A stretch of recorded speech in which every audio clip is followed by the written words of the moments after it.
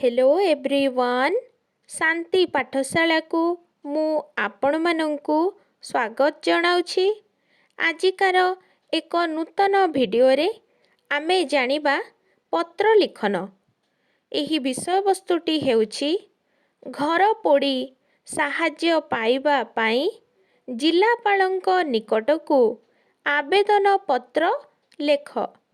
जदि एबे पर्यंत आपण चैनल को सब्सक्राइब करि नाहंती तेबे सर्वप्रथमे सब्सक्राइब करि नियंतु एवं पाखरे थिबा बेल आइकन को प्रेस करि दियंतु।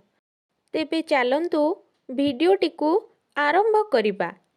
बाम पटरे लिखिबा माननीय कमा ता तळकू श्रीजुक्त जिलापाल कमा जिलार नाम नुआपड़ा जिला कमा नुआपड़ा महोदय डट डट समीपेशु विषयटी लिखिबा घर पोड़ी साहाय्य पाइबा पाई आवेदन ता तळकू लिखिबा महाशय कमा निवेदनर अभिप्राय एही कि जे आमे आपणक जिलार तिमुली ग्रामर अधिवासी अटु।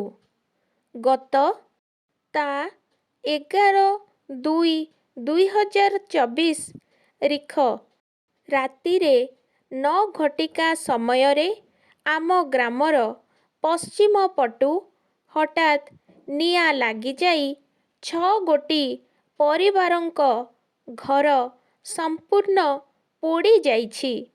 गमनागमन सुविधार अभावरु दमकल आसी पारि नथिला ओ हठात एई घर पोड़ी रे कौनसी गोटिए जिनिस मध्य बाहरकू अणा जाई पारि नथिला।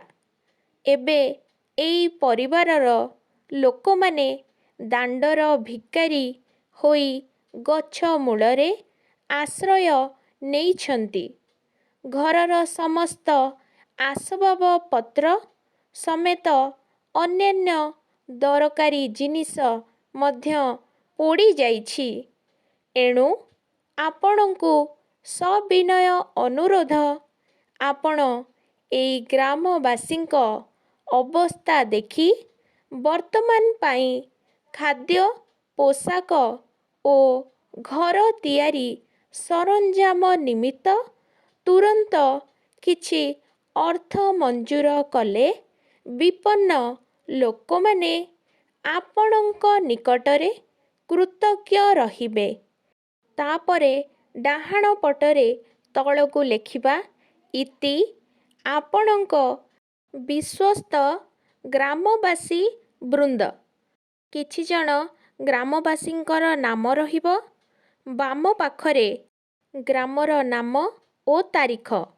आपणंकु जदि आजिर भिडियोटी टिके भी भल लागि थाए तेबे लाइक शेयर एवं सब्सक्राइब करने को जमारू भूलिबेनी। धन्यवाद।